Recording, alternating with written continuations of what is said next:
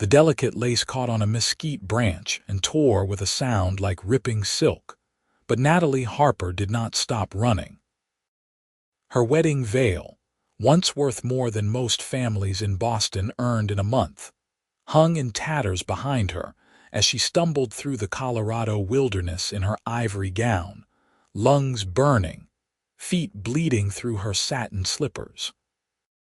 Behind her, somewhere in the gathering dusk of 1878, the man she had fled from at the altar surely followed with his paid men, their horses thundering across the high desert terrain between Durango and the mountain passes beyond. She had been running for 2 days now, surviving on creek water and wild berries, hiding in caves and beneath rock overhangs when she heard riders. The wedding dress, once pristine and beautiful, hung in muddy shreds around her ankles. Her dark hair, which had been pinned up with pearl combs her mother had worn, now fell wild and tangled down her back.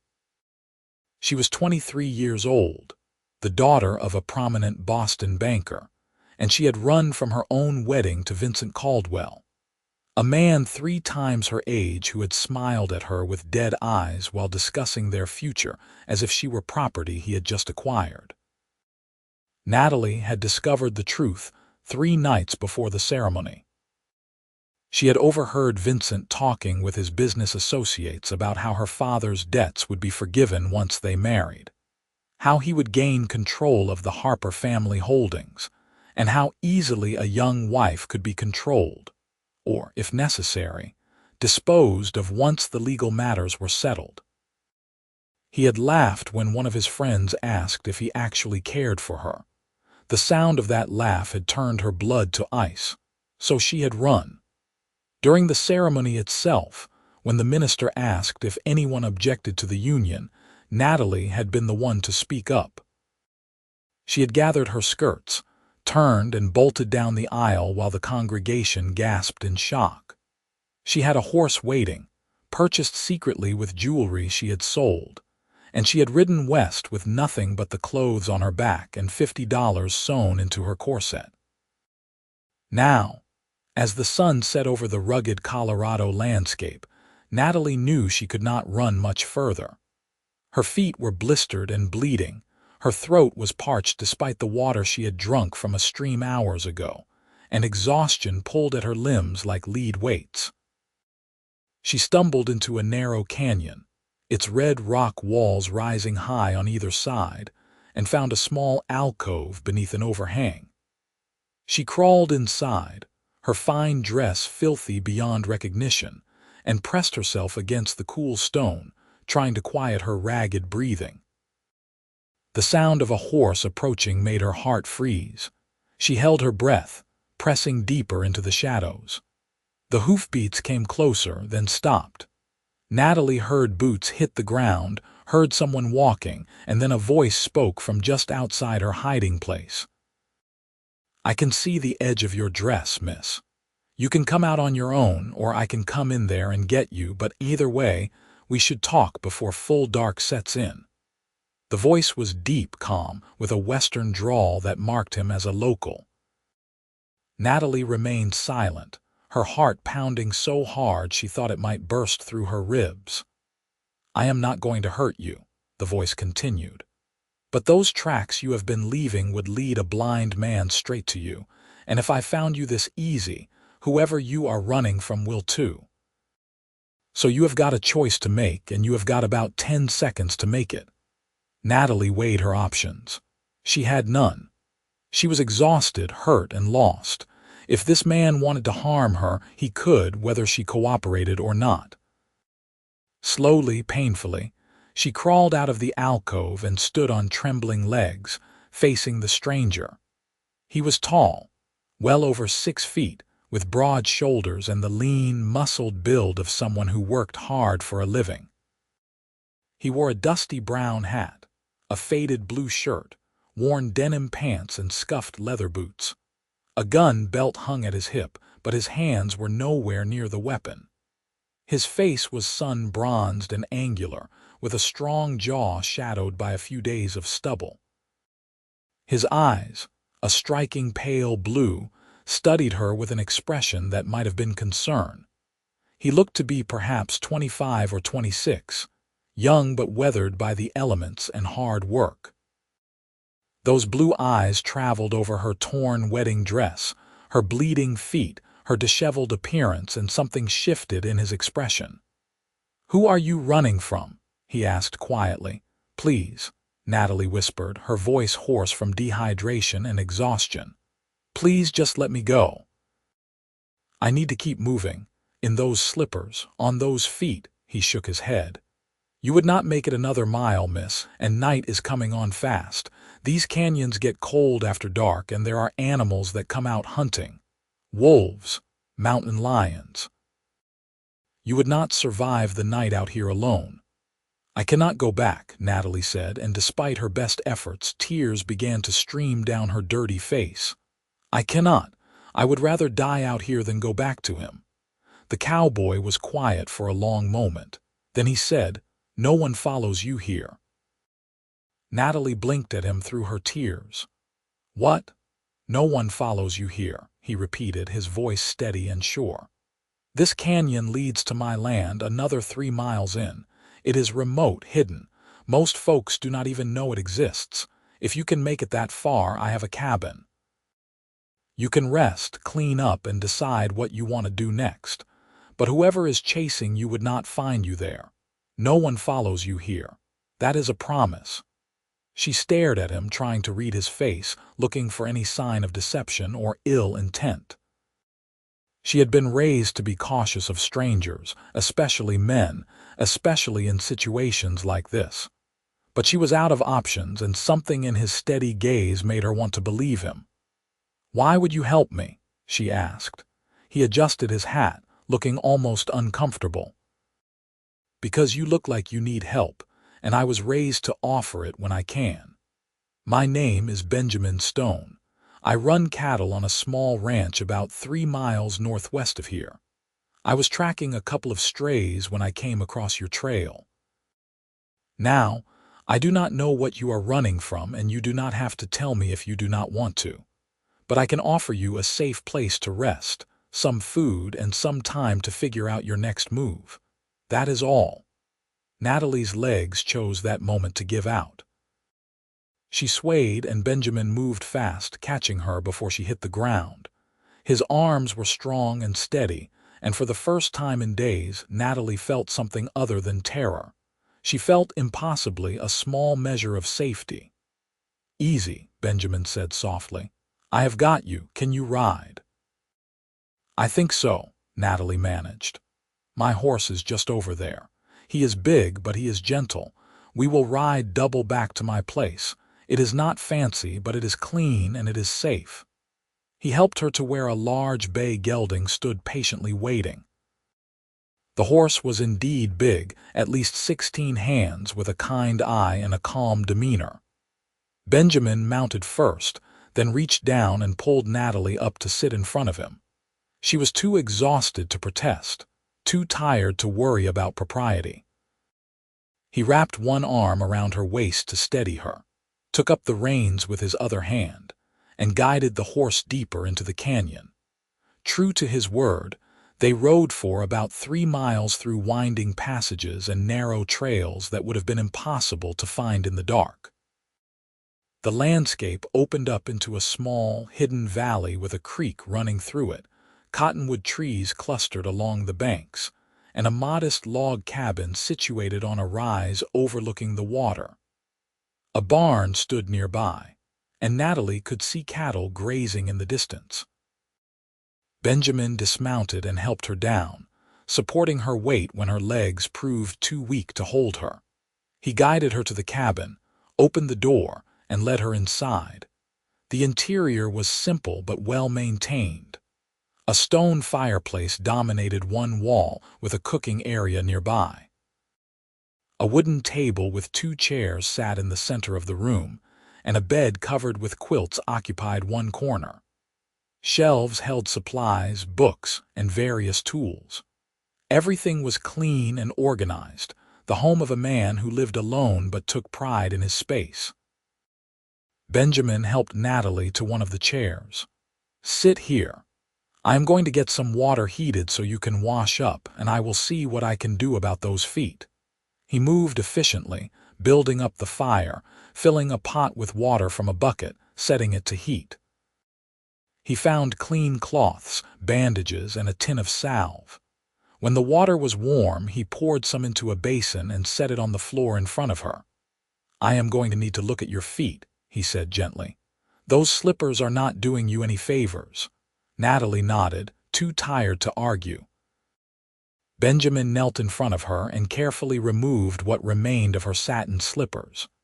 They were more tatters than shoes now, soaked with blood. Her feet were a mess of blisters, cuts, and bruises. He made a soft sound of sympathy. "This is going to sting," he warned, before carefully washing her feet in the warm water. Natalie bit her lip against the pain, tears streaming silently down her face. Benjamin worked with surprising gentleness for such a large man, his hands steady and careful. When her feet were clean, he applied the salve and wrapped them in clean bandages. "There," he said, sitting back on his heels. "That should help. You need to stay off them for a few days, let them heal." "I cannot stay here for a few days," Natalie protested weakly. "I need to keep moving." "He will find me." "Who will find you?" Benjamin asked, standing and returning the medical supplies to their shelf. Natalie hesitated, but he had helped her, had shown her nothing but kindness, and she found herself wanting to trust him. "My almost husband, Vincent Caldwell.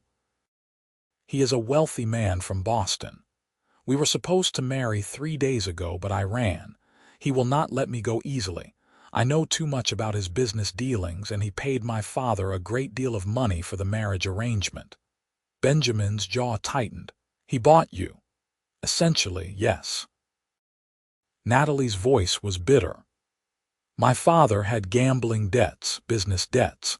Vincent offered to forgive them all in exchange for my hand in marriage. I did not realize until too late that Vincent had no intention of treating me as a wife.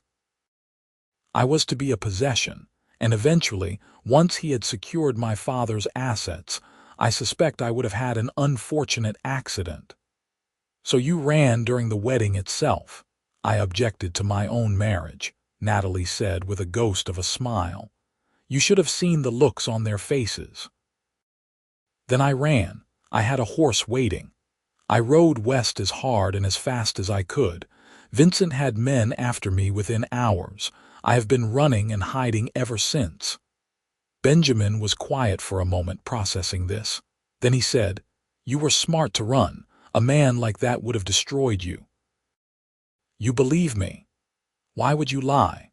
Benjamin moved to the cooking area and began preparing food. "You are here in a destroyed wedding dress, feet torn to pieces, scared half to death. That is not the profile of a liar. That is the profile of someone desperate enough to risk death rather than live in a cage." Natalie felt something tight in her chest loosen slightly. "Thank you." "For what?" "For believing me, for helping me, for not sending me away." Benjamin glanced at her over his shoulder. "I would not send a wounded animal away, much less a woman in trouble. You are safe here, Miss Harper, Natalie Harper, Miss Harper. You are safe here as long as you need to be." He paused. "And I meant what I said. No one follows you here. This valley is hidden, the trails are hard to find, and I know how to make sure you are not discovered. Vincent Caldwell and his men can search all they want. They will not find this place." Natalie wanted desperately to believe him. She watched as he prepared a simple meal of beans, bacon, and cornbread, moving about his small kitchen with practiced ease.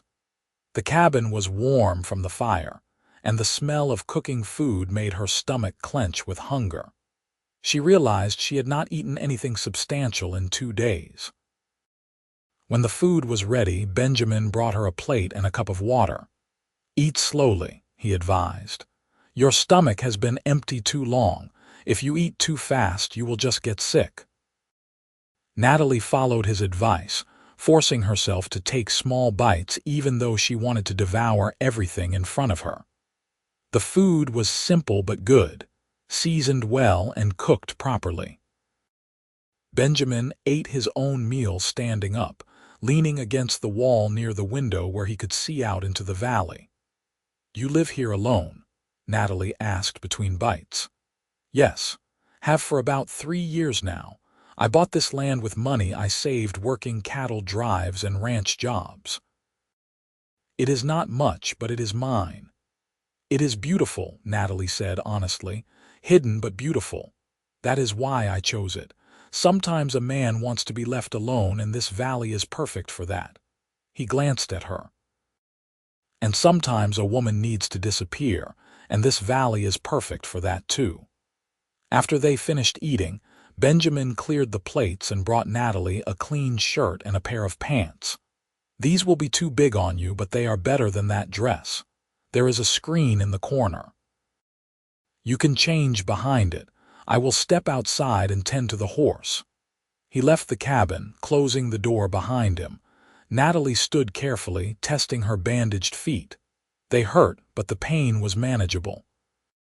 She moved behind the screen and struggled out of her ruined wedding dress, letting the filthy, torn fabric fall to the floor. She stood in her undergarments for a moment, looking down at the dress that was supposed to have marked the beginning of her new life. Instead, it had marked her escape. She pulled on Benjamin's shirt, which was indeed far too large, hanging almost to her knees. She rolled up the sleeves and buttoned it, then pulled on the pants, which she had to cinch tight with a belt he had left. The clothes smelled like soap and sunshine, clean and fresh. They were the most comfortable things she had worn in days. When Benjamin returned, he paused in the doorway, taking in her appearance. Something flickered across his face, an expression Natalie could not quite read. "Better?" he asked. "Much, thank you. You can take the bed tonight." "I will sleep on the floor by the fire." "I cannot take your bed," Natalie protested. "You can and you will. You are injured and exhausted. I have slept on the ground more nights than I can count. One more will not kill me." His tone left no room for argument. Natalie was too tired to fight him. She made her way to the bed and sat down on its edge. The quilts were handmade, colorful, and warm. "Did you make these?" "My mother did. She passed 3 years back, left me the quilts in her recipe box. It is about all I have of her besides memories." "I am sorry for your loss. Thank you." "She was a good woman. Would have liked you, I think. She always had a soft spot for people who stood up for themselves." He began arranging blankets on the floor near the fire. "You should sleep now. You are safe here. I promise you that." Natalie lay down on the bed, pulling the quilts up over her. The bed was comfortable, more comfortable than anything she had experienced in days. Through the window, she could see stars beginning to appear in the darkening sky. The sound of the creek outside was soothing, and the warmth from the fire spread through the cabin. She watched Benjamin settle down on his makeshift bed by the fire, his long frame too big for the space, but his posture relaxed and unconcerned. He had helped her without hesitation, without asking for anything in return, without even knowing her story at first. In a world that had shown her cruelty and betrayal, his simple kindness felt like a miracle. "Benjamin," she said softly into the darkness. "Yes, thank you, truly, you saved my life today." There was a pause, then his voice came back, warm and low. "Get some sleep, Natalie. Tomorrow is time enough to figure out what comes next." She closed her eyes, and for the first time since she had run from that church in Boston, she felt safe enough to truly rest. Within minutes, exhaustion claimed her, and she slept deeply, dreamlessly, while Benjamin Stone kept watch over her through the night. Natalie woke to the smell of coffee and bacon. Sunlight streamed through the cabin windows, bright and warm. For a moment she was disoriented, not sure where she was. Then memory flooded back and she sat up quickly, wincing as her bandaged feet protested.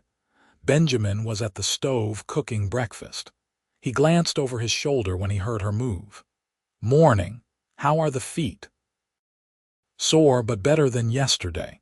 Good, I have fresh bandages. We will change them after you eat. He brought her a plate of bacon, eggs, and biscuits, along with a cup of coffee. Careful, the coffee is hot. Natalie accepted the food gratefully. Everything tasted wonderful, better than the elaborate meals she had been served in Boston. There was something about simple food, well prepared, that satisfied in a way fancy dishes never had.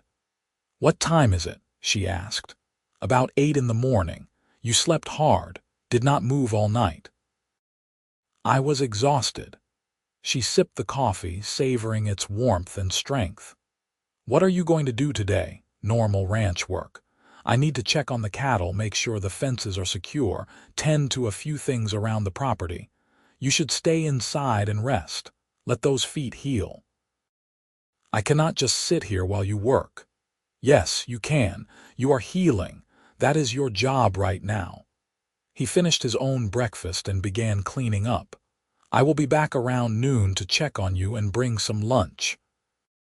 If you need anything, there are books on the shelf, and if you feel up to it, there is mending in that basket by the bed. But do not push yourself." After he left, Natalie explored the cabin more thoroughly. It was indeed small but well organized. The books on the shelf were an eclectic mix.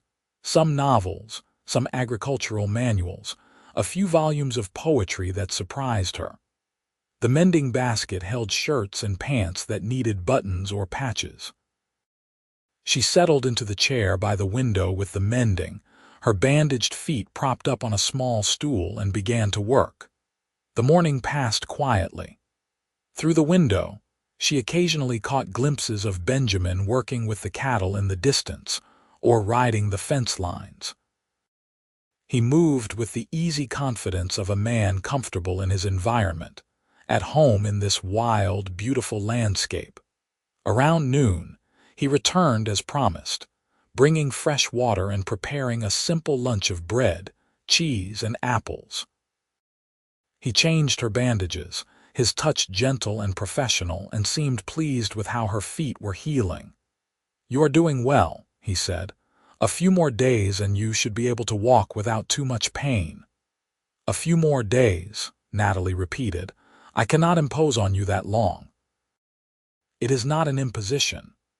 Benjamin's blue eyes met hers steadily. "You need to heal, and you need to be smart about what you do next. Running off half-cured would just get you caught or worse. So you are going to stay here, rest, heal, and then we will figure out a plan." "What kind of plan?" "That depends on what you want to do. Do you want to keep running? Find somewhere to settle under a new name. Try to get word to your family. You have got options, Natalie. You just need to be well enough to pursue them." She had not thought that far ahead. She had been so focused on escaping, on running, that she had not considered what would come after. "I cannot go back to Boston. Vincent has too much influence there, and my father made his choice when he agreed to sell me. Then you go somewhere else, somewhere Vincent Caldwell cannot reach you." "Where would that be?" Benjamin considered. "West is big. Lots of towns, lots of places a person can start over. California, Oregon, even staying here in Colorado but in a different town. You could get work, build a new life. It would not be easy, but it would be yours." The idea was both terrifying and exhilarating. A life of her own choosing, away from the suffocating expectations and betrayals of her old life. "I would need money, a way to support myself. You can read and write, yes, of course. I had an excellent education." "Then you have skills most folks out here do not. You could teach, work as a clerk, maybe even write for a newspaper. There are options if you are willing to work for them." Natalie found herself smiling despite everything. "You make it sound possible." "It is possible, difficult but possible." "Nothing worth having comes easy." He stood, returning the medical supplies to their shelf. "But that is thinking for later. Right now you rest and heal. The future can wait a few more days." Over the following days, a routine developed. Benjamin would rise early, make breakfast, tend to Natalie's feet, then head out to work on the ranch. Natalie would spend her days mending his clothes, reading his books, and gradually regaining her strength. In the evenings, they would share dinner and talk. She learned that Benjamin was 26 years old, originally from Kansas. His father had died when he was young, and his mother had raised him alone, working as a seamstress to support them. He had started working cattle drives at 15, saved every penny he could, and eventually bought this land to build something of his own.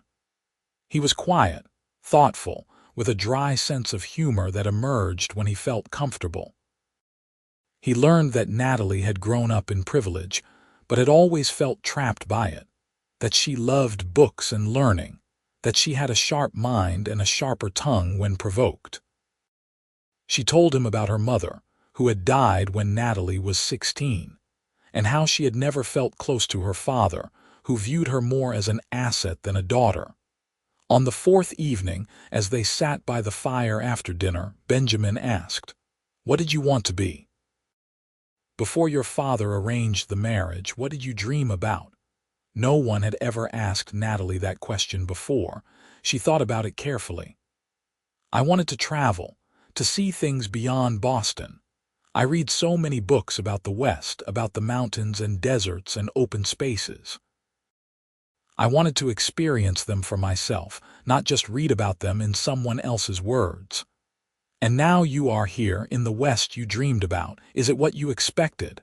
It is harder than I expected, more dangerous, but also more beautiful, more real." She looked at him across the firelight. "And the people are different than I expected, too." "Different how?" "More genuine. In Boston, everyone wore masks, played roles. You never really knew what anyone was thinking or feeling because it was all about propriety and position. But here, you say what you mean. You are who you are." There is something refreshing about that. Benjamin smiled slightly. "Out here, you do not have the luxury of pretending. The land does not care about your social position or your manners. It only cares if you are strong enough and smart enough to survive it. That tends to strip away the artifice pretty quick." "I like that," Natalie said softly. "I like being able to be honest." "Then be honest with me now. What do you want, Natalie? Not what your father wanted, not what society expects, but what do you actually want for yourself?" She met his eyes, those steady blue eyes that had shown her nothing but kindness and respect. "I want to be free, to make my own choices, to build a life that is mine, not something handed to me or forced upon me. I want to matter because of who I am, not who I married or what family I came from." "That is a good dream," Benjamin said, "and it is one you can achieve if you are willing to work for it." "I am willing to work. I always have been. I was just never given the chance." She paused. "Benjamin, why are you helping me? Really? You do not know me. You owe me nothing. Yet you have taken me in, cared for me, protected me. Why?" He was quiet for a long moment, staring into the fire. When he finally spoke, his voice was thoughtful. "When I was 17, working a cattle drive in Kansas, we passed through a town where a man was beating his wife in the street. She was begging him to stop, and everyone just walked by, pretended not to see. I wanted to help, but the trail boss told me to mind my own business, said it was not my place to interfere between a man and his wife." He paused, his jaw tight with old anger. "I did what I was told. I walked away. But I have never forgotten the look in that woman's eyes, the hopelessness and fear. I promised myself that day that if I ever had the chance to help someone in that kind of situation, I would not walk away. I would not mind my own business. I would do what was right, regardless of what anyone else said." Natalie felt tears prick her eyes. "You are a good man, Benjamin Stone." "I am just a man trying to live with himself, but thank you." He stood, stretching. "Your feet are healing well. Another day or two and you should be able to walk properly. We should start thinking about what you want to do next, where you want to go." The thought of leaving the cabin, leaving Benjamin, filled Natalie with unexpected anxiety. In less than a week, this place had become a haven, and this quiet cowboy had become someone she trusted more than she had trusted anyone in her life. But she could not stay here forever. That was not fair to him, and it was not realistic. "I have been thinking about that," she said. "You mentioned that I could get work teaching or writing. Are there towns near here that might need someone with those skills?" Durango is about a day's ride south. It is a decent-sized town, growing fast with the railroad coming through. They might need teachers or clerks. There are other towns, too, further west. We could make a list, figure out which one might suit you best. Would you help me get there? To whichever town I choose? Of course. I will take you myself, make sure you are settled and safe before I leave. The idea of him leaving, of saying goodbye to Benjamin, hurt more than Natalie wanted to admit. But what choice did she have? She could not stay hidden in this valley forever, and she could not expect Benjamin to care for her indefinitely. She needed to build her own life, stand on her own feet, both literally and figuratively. That night, Natalie lay awake in Benjamin's bed, listening to his steady breathing from his place by the fire.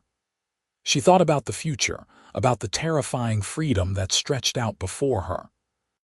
She thought about Vincent and whether he was still searching for her. She thought about her father and whether he regretted his choices. But mostly, she thought about Benjamin and how in such a short time he had shown her what kindness and respect actually looked like.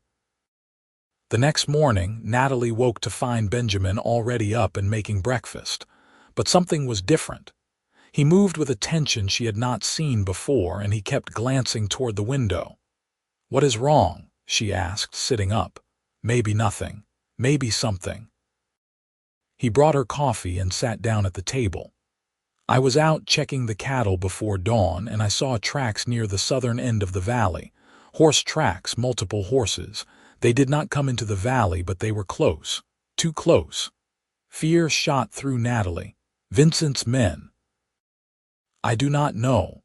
Could be drifters, could be cowboys passing through. But I do not like coincidences, and I do not like strangers getting that close to this place. I think we should move up our timeline. I think I should get you to Durango today." "Today? But I thought we had more time." "We might. Or we might not, and I would rather be cautious than sorry." He stood, moving to a trunk in the corner and pulling out clothing. "I have some of my mother's old dresses packed away. They might fit you well enough for travel. You cannot ride into Durango in my oversized clothes. People would ask questions." He handed her a simple brown dress with a modest cut. It was well made but plain, the dress of a working woman, not a Boston socialite. Natalie took it, running her fingers over the fabric. "Your mother's dress. She would want you to have it. She would want you to be safe." Benjamin turned away, giving her privacy. "Get dressed. I will pack supplies and saddle 2 horses. We will leave within the hour." Natalie changed quickly, her heart pounding. The dress fit reasonably well, a little loose in places but serviceable. She braided her hair back and emerged from behind the screen looking far more presentable than she had in days. Benjamin had packed saddlebags with food, water, and a few other necessities. He had also laid out a hat and a worn jacket for her. "It will be a long ride to Durango. These will help."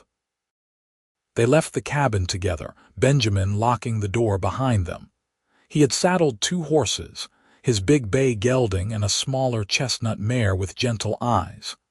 "This is Rosie," Benjamin said, introducing Natalie to the mare. "She is calm and steady, perfect for a long ride." He helped Natalie mount, checking to make sure she was secure in the saddle.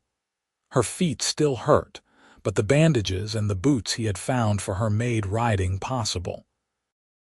Once she was settled, Benjamin mounted his own horse and took the lead, guiding them out of the hidden valley through a different route than the one they had used to enter. The ride was long and challenging.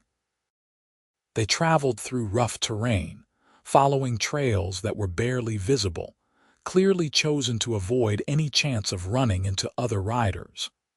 Benjamin rode with constant awareness, his eyes scanning the landscape, his hand never far from the gun at his hip. Around midday, they stopped to rest the horses and eat a quick meal. Natalie's feet ached and her legs were sore from the unfamiliar exercise, but she did not complain. Benjamin seemed preoccupied, worried in a way she had not seen before. "You really think Vincent's men found the valley?" she asked. "I think someone found the general area. Whether they know what they were looking for or whether they were just passing through, I cannot say. But I am not willing to take chances with your safety." He handed her some jerky and hardtack. "When we get to Durango, we need to get you established quickly. I know a woman there, Mrs. Patterson. She runs a boarding house and she is always looking for help. She is a good woman, fair and honest. If we can get you work in a room with her, you would be safe." "And what about you? Will you stay in Durango for a few days to make sure you are settled? Then I need to get back to the ranch. The cattle do not tend themselves." The thought of him leaving made Natalie's chest tight, but she pushed the feeling down. This was how it had to be. Benjamin had his life, and she needed to build hers. They rode on through the afternoon, the landscape gradually changing as they descended from the higher elevations. By early evening, they crested a ridge and Natalie saw Durango spread out below them, a bustling town with wooden buildings lining dirt streets, smoke rising from chimneys, and people moving about in the fading light. "Welcome to your new home," Benjamin said quietly. They rode down into town as the sun was setting.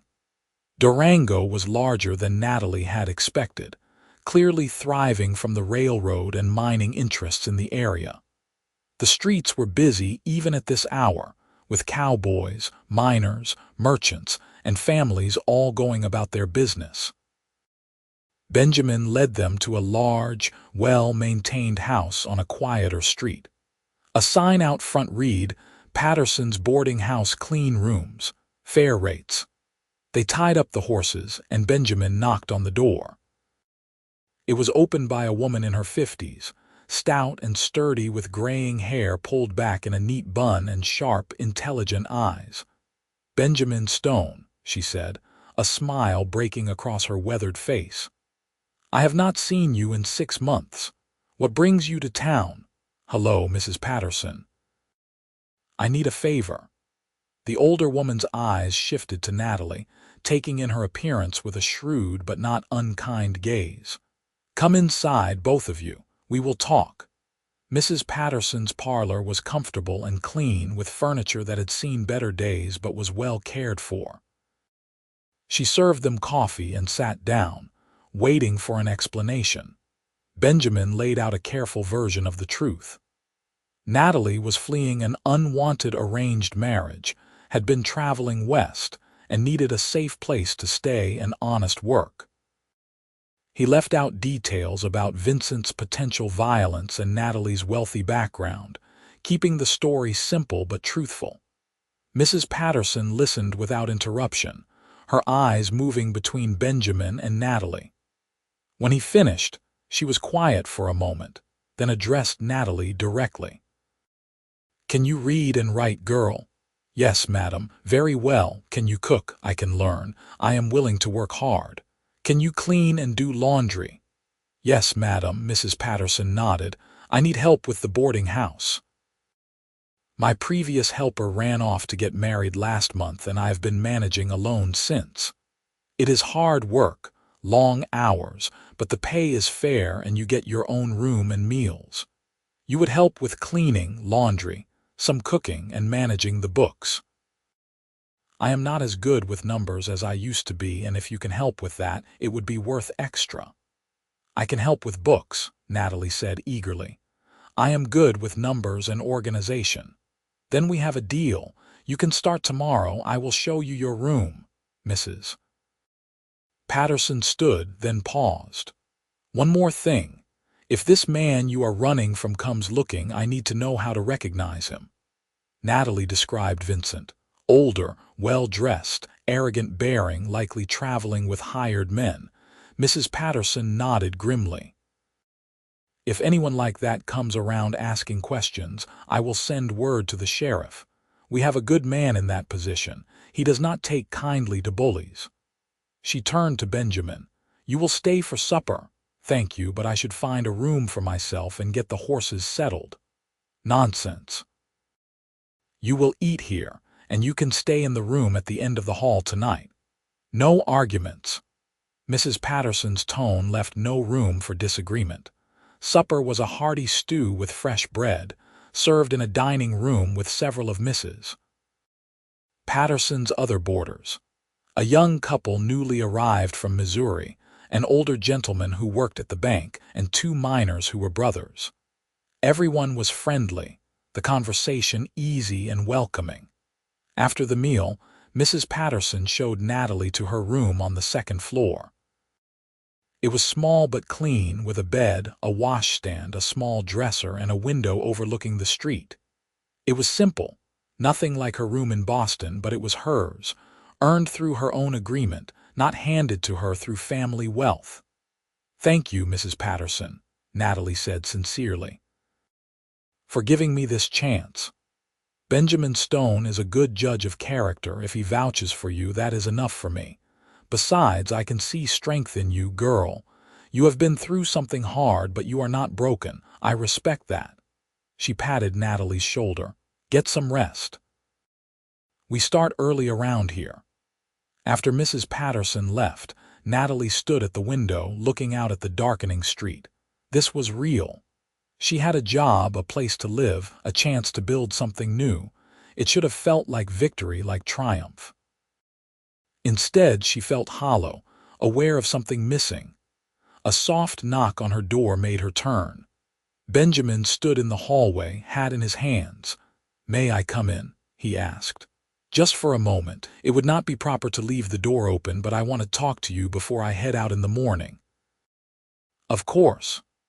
Natalie stepped back and Benjamin entered, closing the door most of the way but leaving it slightly ajar for propriety's sake. "You are all set here," he said. "Mrs. Patterson is a good woman. She will treat you fair and keep you safe. You have work, a room, a fresh start. Everything you needed. Thanks to you. You did the hard part. You ran. You survived. You were brave enough to save yourself. I just helped you along the way." Natalie felt tears building behind her eyes. "What happens now?" "You go back to your ranch and I stay here and we just never see each other again." Benjamin looked uncomfortable.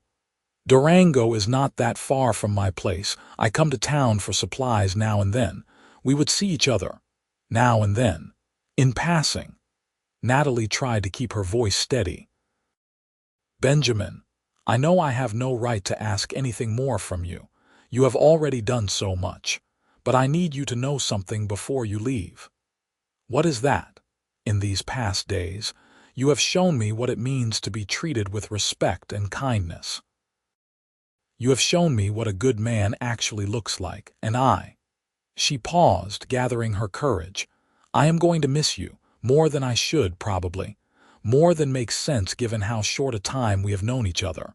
But it is the truth." Benjamin was quiet for a long moment, his blue eyes searching her face. Then he said, "What if I told you I am going to miss you too? What if I told you that these past days, having you in my cabin, talking with you in the evenings, watching you heal and grow stronger, have been some of the best days I have had in years?" Natalie's heart began to beat faster. "I would say that makes me very glad. And very confused about what we are supposed to do about it." "I do not know what we are supposed to do," Benjamin admitted. "All I know is that the thought of riding back to my ranch tomorrow and leaving you here makes me feel like I am making a mistake. But I also know you need time to settle, to figure out who you are without running or hiding. You need space to build your own life. What if I want to build a life that includes you?" The words hung in the air between them.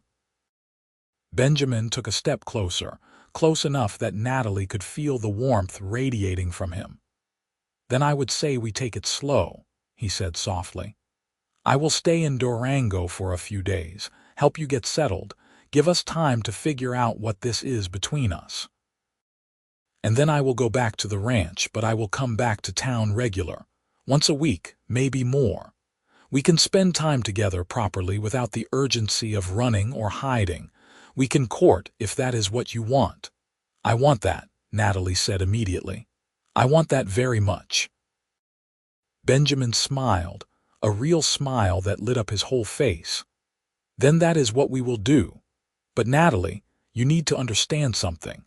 I am not a wealthy man. I have my ranch and I work hard, but I cannot offer you the kind of life you came from. No fancy dresses or big houses or servants. I do not want that life. I ran from that life, remember? I want something real, something honest.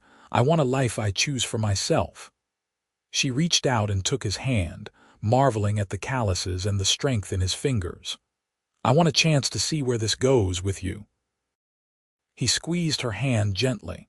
"Then we will see where it goes together." They stood there in the growing darkness, hands joined, an understanding passing between them that needed no more words. Finally, Benjamin stepped back reluctantly. "I should let you rest. Tomorrow will be a long day learning your new job." He moved to the door, then paused. "Natalie." "Yes. I am glad I found you that day in the canyon. I am glad you trusted me enough to come with me. I am glad for all of it." "So am I," she whispered. After he left, Natalie lay down on her narrow bed and stared at the ceiling, her heart full of emotions she could barely name. Fear was still there, the knowledge that Vincent might still be searching for her. But alongside the fear was something new, hope. And the beginning of something that felt like it might be love. The next morning, Mrs. Patterson put Natalie to work immediately. The boarding house had 8 rooms, all currently occupied, which meant constant cleaning, laundry, meal preparation, and upkeep. Mrs. Patterson was a firm but patient teacher, showing Natalie how she liked things done and trusting her to do them properly. Natalie threw herself into the work with determination. Her hands, which had never done manual labor before, quickly developed blisters from scrubbing and washing. Her back ached from making beds and carrying loads of laundry. But there was satisfaction in the work, in seeing tangible results from her efforts, in earning her own way. Benjamin spent the next 3 days in Durango, ostensibly to handle some business and purchase supplies, but Natalie knew he was staying to make sure she settled in safely. Each evening, after her work was done, they would walk together through the town, talking easily about everything and nothing. He showed her the general store, the church, the schoolhouse, the sheriff's office. He introduced her to people he knew, establishing her presence in the community as a respectable young woman working for Mrs. Patterson. On the 3rd evening, they walked to the edge of town where the buildings gave way to open land. The sun was setting, painting the sky in brilliant shades of orange and pink. They stood together, watching the light fade, and Benjamin said, "I need to head back to the ranch tomorrow. I have been away too long and there is work that needs doing." Natalie had known this was coming, but it still hurt. "When will I see you again?" "I will come back next week. I can make it a regular thing, coming to town on Saturdays for supplies and to see you. Would that be all right?" "I would like that very much." He turned to face her, his expression serious. "Natalie, I need to know you will be careful. Keep your eyes open for any strangers asking questions about you. If anything feels wrong, anything at all, you tell Mrs. Patterson and you go to the sheriff." "Do you understand?" "I understand. I will be careful, I promise." "Good." He hesitated, then reached up and gently tucked a strand of hair behind her ear. The gesture was tender, intimate, and it made Natalie's breath catch. "I am not good with words, but I need you to know that you matter to me." What happens between us, where it goes, I cannot predict, but I care about you, Natalie Harper, more than I probably should after such a short time." "I care about you too," Natalie said, her voice barely above a whisper. "More than I can explain." Benjamin leaned down slowly, giving her time to pull away if she wanted. She did not want. When his lips met hers, it was gentle and sweet, a promise of something beginning rather than something ending. Natalie kissed him back, her hands coming up to rest on his chest, feeling the steady beat of his heart beneath her palms. When they finally pulled apart, both were breathing a little harder. Benjamin rested his forehead against hers for a moment. "I will see you Saturday," he said. "I will be counting the days." He smiled at that, kissed her once more quickly, then stepped back. They walked back to the boarding house in comfortable silence, hands brushing occasionally. At the door, he tipped his hat to her. "Good night, Natalie." "Good night, Benjamin. Travel safe." She watched from her window as he rode out of town the next morning, his figure growing smaller in the distance until he disappeared entirely. Then she turned back to her work, to her new life, carrying the memory of his kiss and the promise of Saturday with her. The days developed a rhythm. Natalie worked hard at the boarding house, learning not just the physical tasks, but also how to manage the books, how to deal with difficult boarders, how to run a household efficiently. Mrs. Patterson was pleased with her work and began giving her more responsibilities. True to his word, Benjamin came to town every Saturday. Sometimes he would arrive in the morning and they would spend the day together, walking through town, having lunch at the small restaurant, talking for hours about their lives and dreams. Other times he would arrive in the afternoon and they would have dinner together before he had to head back to the ranch. With each visit, Natalie fell more deeply for him. She loved his quiet strength, his dry humor, the way he listened when she talked. She loved how he treated her as an equal, someone whose thoughts and opinions mattered.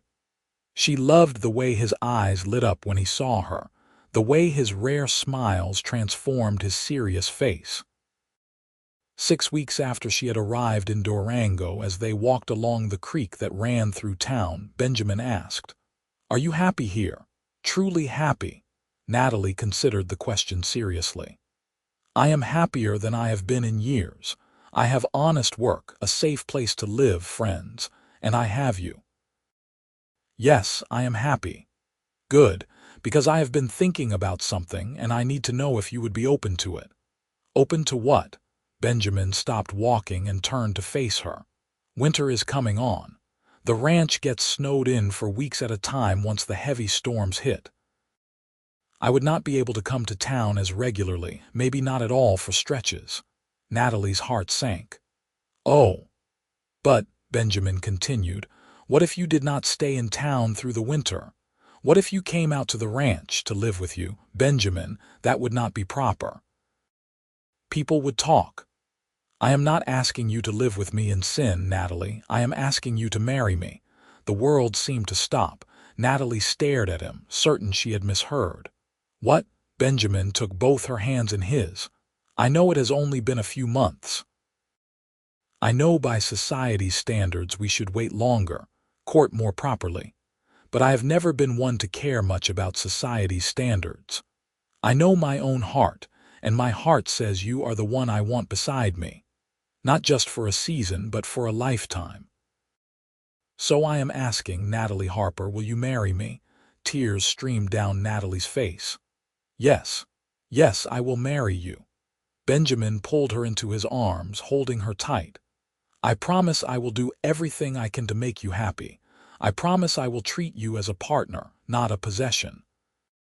I promise I will love you and respect you all the days of my life." "I promise the same," Natalie said into his chest. "I love you, Benjamin Stone. I love you too." They were married 3 weeks later in the small church in Durango. Mrs. Patterson stood up for Natalie, and a fellow rancher named Tom, who was one of Benjamin's few close friends, stood up for him. The ceremony was simple, with no elaborate decorations or fancy dress. Natalie wore a modest blue dress that Mrs. Patterson had helped her make, and Benjamin wore his best shirt and pants, his hair neatly trimmed. When the minister pronounced them husband and wife, and Benjamin kissed her, Natalie felt a joy so complete it was almost overwhelming. This was nothing like the wedding she had run from in Boston. This was real, honest, chosen freely by both of them. After the ceremony, Mrs. Patterson hosted a small reception at the boarding house.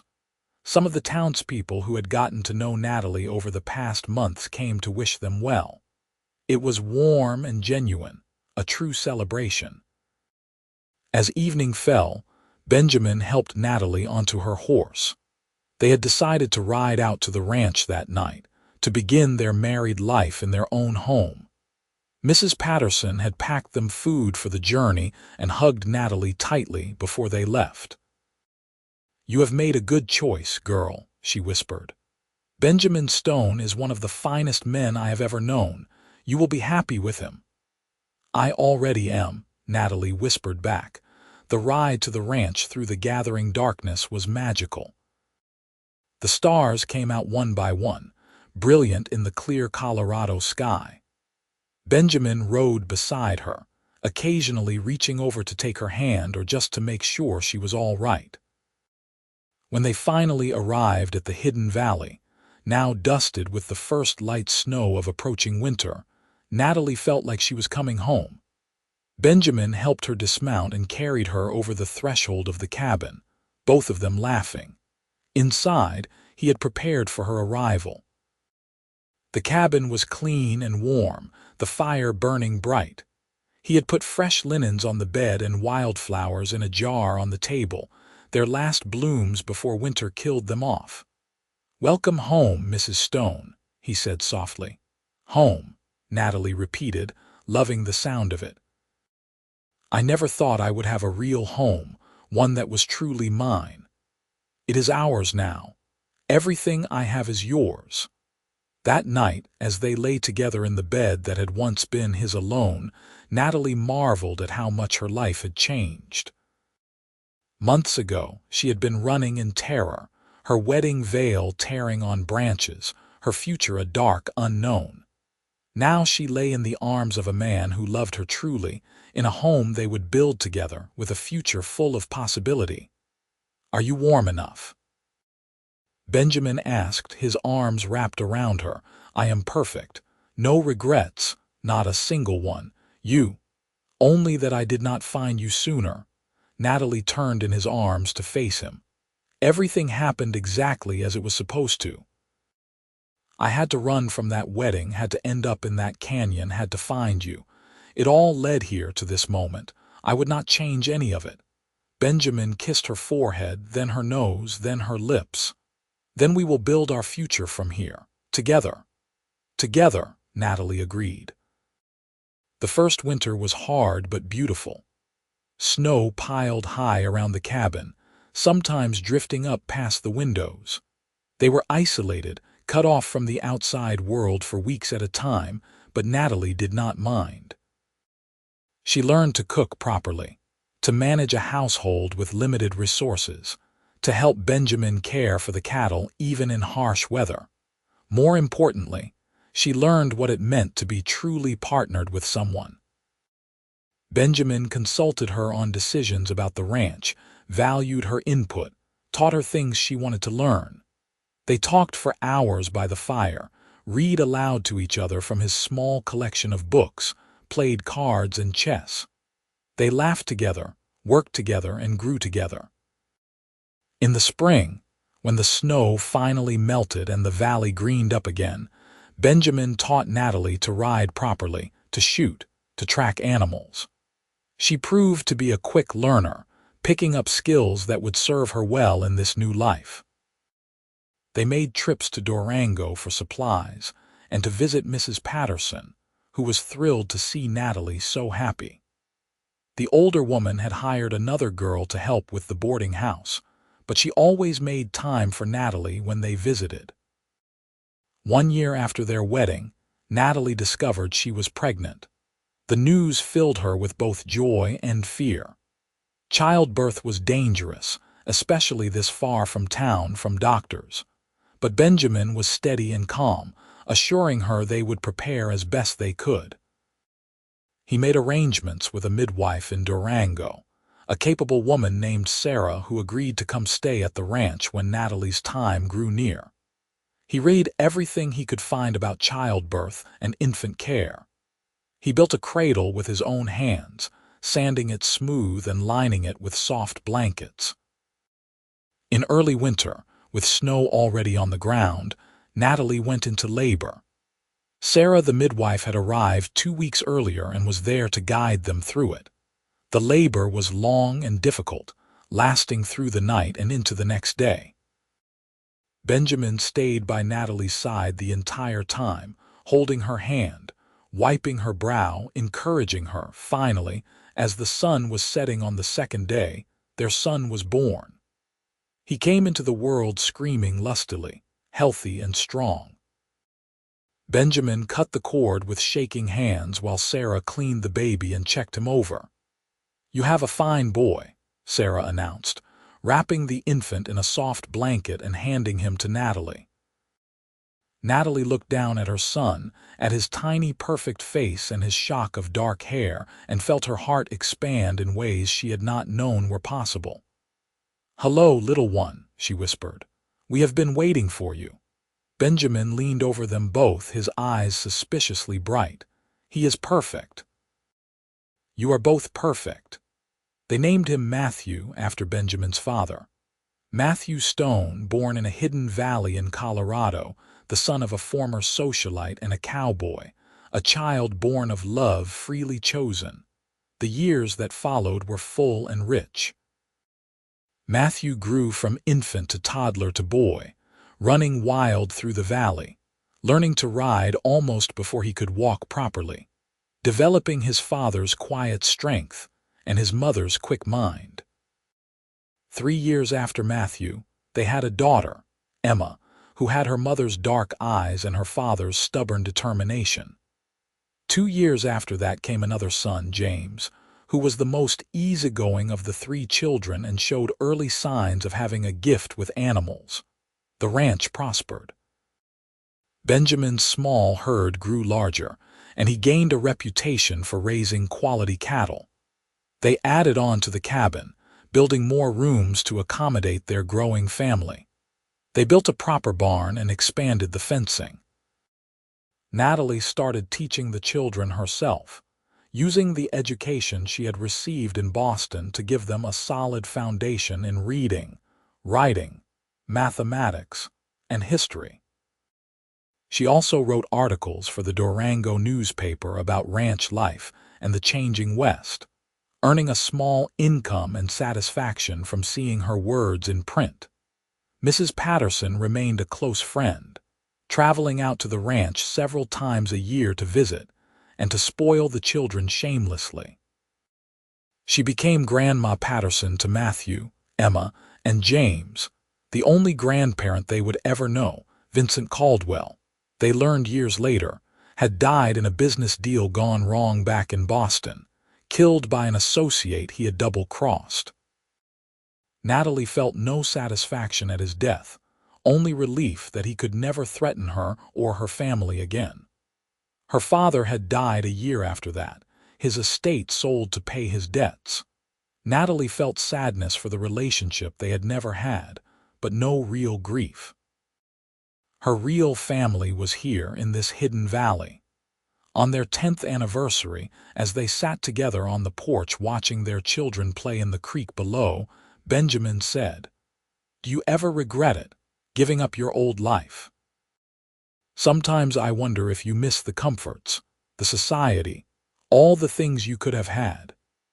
Natalie took his hand, the hand that was calloused from work and scarred from a dozen small accidents, the hand that had held hers through labor and illness and hard times. "I gave up nothing I valued and gained everything I needed. I have work that matters, children I love, a home I helped build, and you. That is wealth beyond measure. I love you, Natalie Stone." I love you too, Benjamin. Thank you for finding me that day in the canyon. Thank you for telling me no one would follow me here. Thank you for giving me a life worth living. Thank you for being brave enough to run. Thank you for trusting me. Thank you for choosing me. They sat together in comfortable silence, watching the sun set over the mountains, their children's laughter echoing through the valley. The torn wedding veil was long gone, lost somewhere on a desperate flight west. But the woman who had worn it had found something far more valuable than the perfect wedding she had run from. She had found freedom, love, partnership, and a life built on her own terms. Years continued to pass in the hidden valley. The children grew taller and stronger, each developing their own personalities and dreams. Matthew, the eldest, showed a natural aptitude for ranch work and announced at 14 that he wanted to expand their cattle operation when he was older. Emma, passionate and determined, talked about becoming a doctor, inspired by Sarah the midwife who still visited occasionally. James, gentle and observant, loved working with the horses and had a gift for training them. Natalie and Benjamin grew older together, their love deepening with each passing year. They faced challenges, harsh winters, droughts that threatened the cattle, illnesses that required trips to Durango for the doctor. But they faced everything together, their partnership stronger than any obstacle. When Matthew turned 18, Benjamin signed over a portion of the ranch to him, making him a true partner in the operation. Matthew proved himself worthy of the trust, working tirelessly to improve their breeding stock and expand their markets. Emma, true to her word, left for medical school in Denver when she was 20, one of only a handful of women in her class. It was hard to see her go, but Natalie and Benjamin were proud beyond measure. She visited when she could, bringing stories of her studies and her determination to return to Colorado to practice medicine. James, at 16, started a horse breeding program that quickly gained attention throughout the region. His trained horses were sought after for their temperament and reliability. On a spring day in 1898, 20 years after Natalie had first arrived at the ranch, she and Benjamin rode together to the spot where he had found her hiding in the canyon. The mesquite bushes were blooming, and somewhere in the branches might still hang threads from a torn wedding veil, though they had never looked. "You remember what you said to me that day?" Natalie asked. "I said a lot of things that day. You said, 'No one follows you here.' You promised me safety, and you kept that promise." Benjamin dismounted and helped her down from her horse. They were both in their 40s now, their hair touched with gray, their faces marked by weather and time. But when he looked at her, Natalie could still see the young cowboy who had offered a terrified woman shelter and kindness. "I would make that promise 1,000 times over," he said. "Finding you that day was the best thing that ever happened to me. We built something good, did we not?" Natalie asked, leaning into his embrace. "We built something extraordinary, a life, a family, a legacy. Our children are strong and capable, ready to make their own marks on the world. The ranch is thriving. We have friends, community, purpose. What more could anyone want? Nothing. Absolutely nothing." They stood together in the canyon where their story had begun, and Natalie thought about the young woman who had run west in a torn wedding dress, terrified and desperate. That woman had been brave, had taken a leap into the unknown, had trusted a stranger when she had every reason not to. That bravery had given her everything she had now. Her children, her home, her husband, her life. Sometimes the greatest act of courage was not standing and fighting, but running toward something better, even when you did not know what waited for you. "Thank you," Natalie said softly. "For what?" "For being the man you are. For seeing me as a person worth saving, worth knowing, worth loving. For building this life with me." Benjamin kissed her, the same sweet tenderness she remembered from their first kiss 20 years ago. Thank you for running west. Thank you for hiding in this canyon. Thank you for taking a chance on a cowboy you did not know. Best decision I ever made. They mounted their horses and rode back to the ranch together, to the home they had built, to the life they had chosen. Behind them, the canyon stood silent and eternal, keeping its secrets, holding its memories. That evening, with all 3 children home for a rare family gathering, they sat around the enlarged dinner table in the expanded cabin. Matthew talked about his plans for the ranch. Emma shared stories from medical school, and James showed off sketches of a new barn design he wanted to build for the horses. Natalie looked around the table at these 3 remarkable people she and Benjamin had raised, at the home they had filled with love and laughter, and felt complete.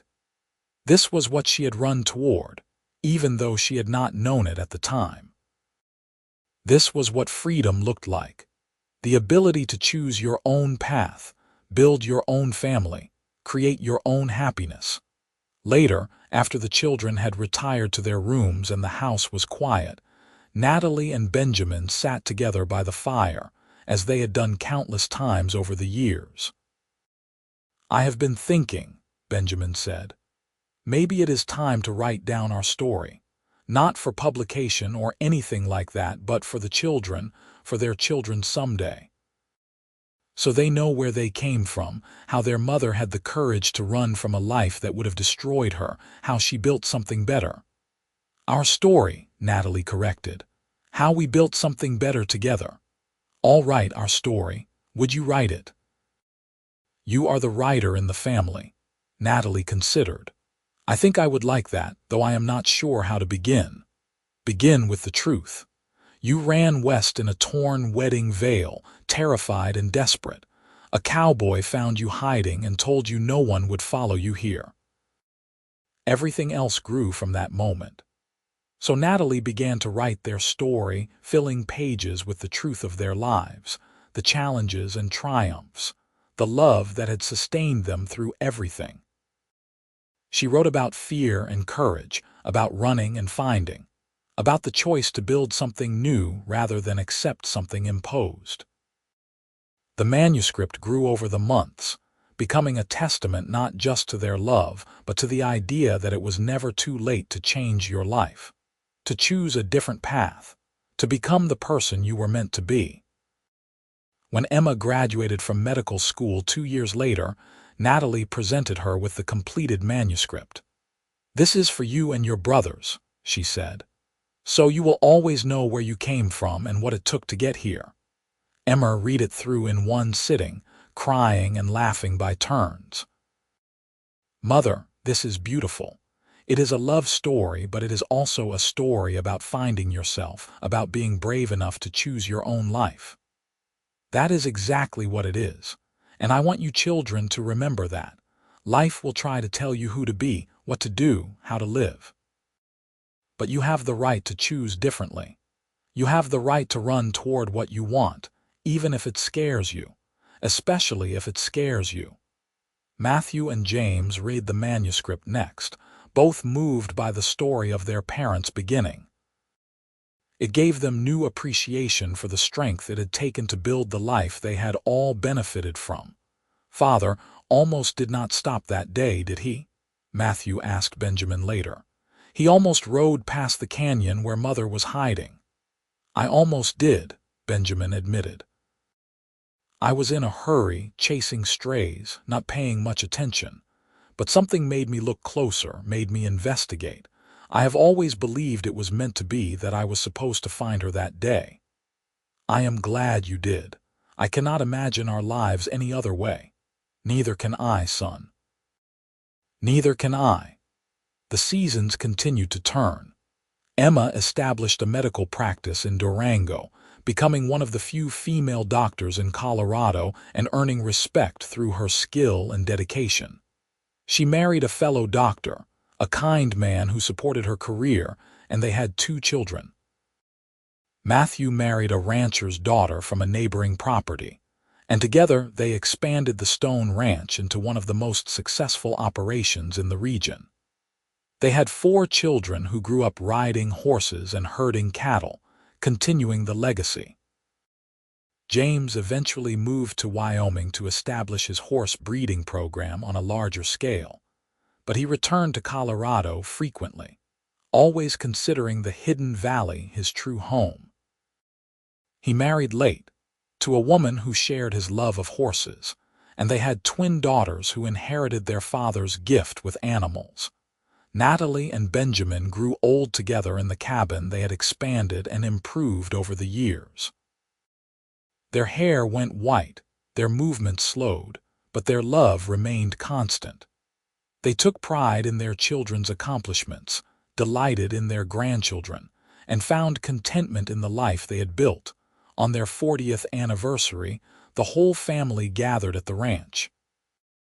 All 3 children and their spouses, all 9 grandchildren, Mrs. Patterson, who was now in her 90s but still sharp as ever, and various friends and neighbors who had become part of their extended family over the years. There was a feast, laughter, music, and dancing. Natalie, now 63 years old, danced with Benjamin under the stars, the same stars that had shone on their wedding night 4 decades ago. 40 years, she said, resting her head on his shoulder. Can you believe it? Best 40 years of my life, Benjamin replied. And I would do it all again in a heartbeat. Even the hard parts, especially the hard parts, they made us who we are. As the party continued around them, Natalie thought about the path that had led her here. The arranged marriage, the desperate run west, the torn wedding veil caught on mesquite branches, the cowboy who had found her and promised her safety. Every step, every choice, every moment of fear and courage had led to this. A life full of love, family, purpose, and joy. She had run from a wedding that would have been a prison, and run toward a future she could not have imagined. She had torn her wedding veil fleeing west, but found a love that needed no veil, no ceremony, no societal approval to make it real and lasting. Benjamin Stone had found her hiding and told her no one would follow her there. He had been right. No one had followed her to the Hidden Valley. But more than that, she had finally stopped running. She had found home, had found herself, had found everything she needed. Years later, when Natalie was 70 and Benjamin was 72, they took one final ride together to the canyon where it had all begun. Their movements were slower now, their bodies showing the wear of decades of hard work and mountain living, but they made the journey together. They stood in the exact spot where Benjamin had found Natalie hiding all those years ago. The landscape had changed little, still rugged and beautiful, still remote and wild. I think about that day often, Natalie said. How scared I was, how hopeless I felt. How I thought my life was over when really it was just beginning. I think about it too, how close I came to riding past, how different everything would have been if I had. But you did not ride past. You stopped. You helped. You saved me.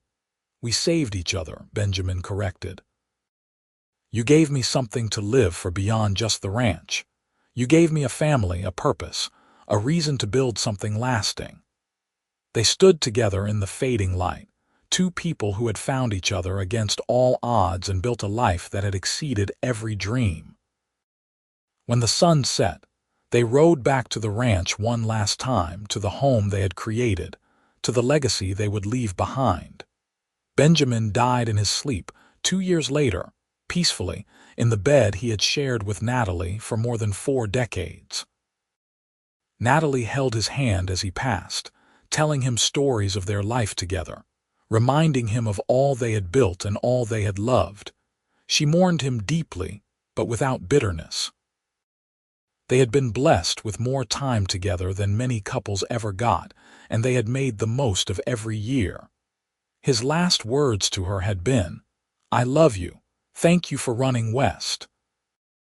Natalie lived another 3 years after Benjamin's death. cared for by her children and grandchildren, spending her days writing, reading, and telling stories to the younger generation. She made sure each grandchild knew the story of how she and Benjamin had met, how love could be found in the most unexpected places, how courage could change everything. On a spring morning in 1920, Natalie Harper Stone died in her sleep, 96 years old and surrounded by family.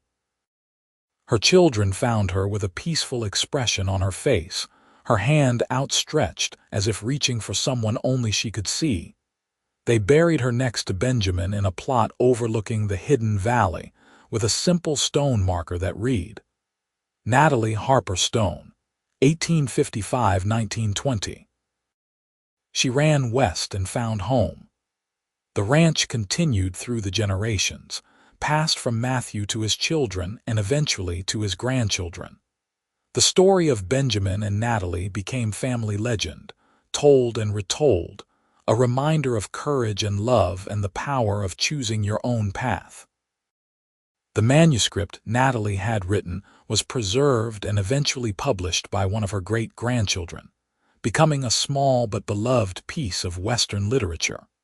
A true story of a woman who tore her wedding veil running west and found a cowboy who promised her safety and gave her everything.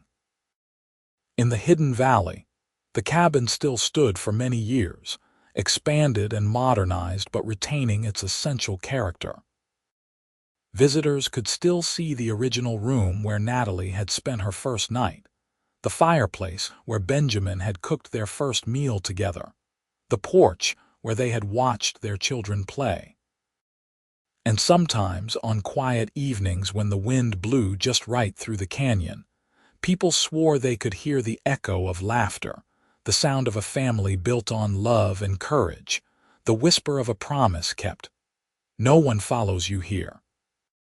The legacy of Benjamin and Natalie Stone lived on through their descendants, through the values they had instilled, through the example they had set.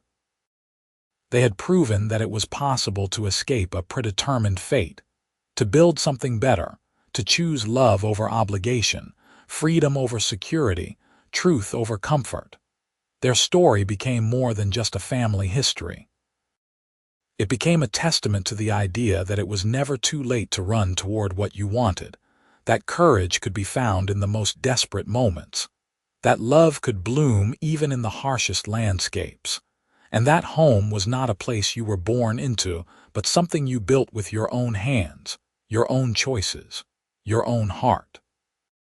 The torn wedding veil that had caught on mesquite branches all those years ago had long since disintegrated, returned to the earth. But the marriage it had belonged to, the one Natalie had run from, had been replaced by something infinitely better.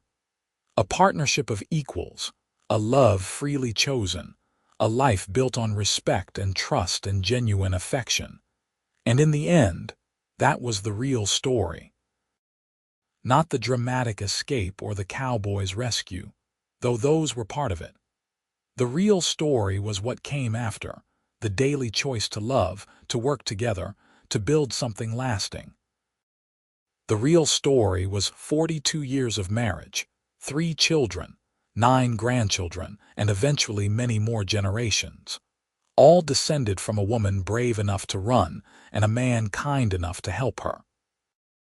That was the story of Natalie and Benjamin Stone, a love story set in the Wild West, a tale of courage and kindness, of running and finding, of tearing away from one life and building another.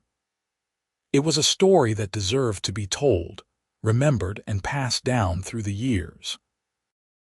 And now, more than a century after that fateful day when a desperate woman in a torn wedding dress stumbled into a canyon and met a cowboy who would change her life forever, their story lives on, a reminder that sometimes the best thing you can do is run toward the unknown, trust in kindness when you find it, and believe that no matter how dark your present might be, a better future is always possible.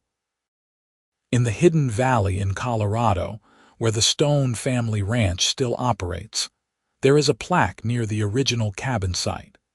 It tells the story briefly, for tourists and family members alike, but the words carry the weight of truth and the power of love. Here, in 1878, Natalie Harper found refuge and built a life. She ran from what would have destroyed her and found what would sustain her for a lifetime. Her courage and the kindness of Benjamin Stone created a legacy that endures. May we all be brave enough to run toward what we need and kind enough to help others do the same. And that truly is the end and the beginning of it all. A woman tore her wedding veil running west. A cowboy found her hiding and said, "No one follows you here." And from that moment, everything changed, everything began, everything became possible. Their love story was not perfect or easy, but it was real, honest, and true. It was built on respect and partnership, sustained through challenges and hardships, and celebrated through joy and triumph. It produced a family, a legacy, and a lesson that resonates across generations. The lesson is simple but profound. You have the right to choose your own life. You have the right to run from what will harm you. You have the right to build something better. And when you find someone who sees you, truly sees you, and offers you safety and love without conditions or expectations, you have found something precious and rare. Natalie and Benjamin Stone found that with each other, in a hidden valley in Colorado, in 1878. And the life they built together, the love they shared, the family they raised, stands as testament to the power of courage, kindness, and the simple promise: no one follows you here. In the end, that promise meant more than just physical safety, though it certainly meant that too. It meant emotional safety, the freedom to be herself, the space to grow and change and become who she was meant to be. It meant partnership, respect, and love. It meant home. And Natalie Harper Stone, who had run west in terror and found love in a canyon, who had traded a wedding veil for work clothes and a Boston mansion for a log cabin, who had chosen freedom over security and truth over comfort, never regretted a single moment of it. She had run west and found home. She had torn her wedding veil and found her true marriage. She had been lost and was found, was scared and became brave, was alone and became part of something larger than herself. That is the power of love, of choice, of courage. That is the legacy of Natalie and Benjamin Stone. And that is a story worth telling, worth remembering, worth passing down through all the generations to come. The Wild West was harsh and unforgiving, beautiful and raw, dangerous and full of possibility. It was a place where people could remake themselves, where the past could be left behind, and the future could be forged with your own hands. Natalie Harper Stone embodied all of that and more. She was a woman of her time and yet ahead of her time, traditional in some ways and revolutionary in others. She found strength she did not know she had, built a life she had never imagined, and loved more deeply than she thought possible. And Benjamin Stone, the cowboy who found her hiding and promised her safety, proved to be everything a partner should be: strong but gentle, capable but humble, confident but never arrogant. He gave her space to grow while standing beside her through everything. He loved her not despite her strength but because of it. Together, they created something that lasted well beyond their lifetimes. They created a family, a home, a legacy of courage and love that inspired generations. They proved that the best things in life are not handed to you but chosen, earned, built with your own hands and your own heart. So when you think of the Wild West, think not just of cowboys and cattle, of gunfights and gold rushes, of outlaws and lawmen. Think also of Natalie and Benjamin Stone, of a woman who ran toward freedom and a man who helped her find it, of a love story that began with a torn wedding veil and a simple promise: no one follows you here. That promise was kept, and from it grew a lifetime of love, a family that flourished, and a story that endures. And really, what more could anyone ask for than that?